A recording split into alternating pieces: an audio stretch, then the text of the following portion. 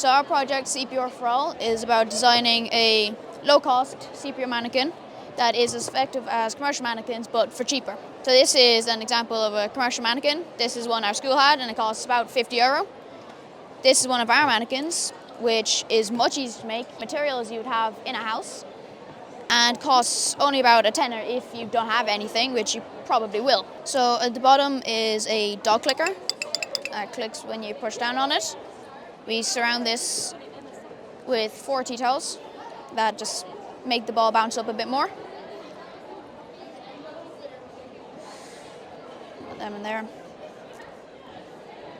Then we just place the ball in on top of the clicker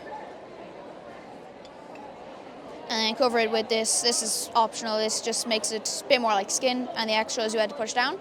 So then it might be hard to hear it. You can hear it clicking when you push down.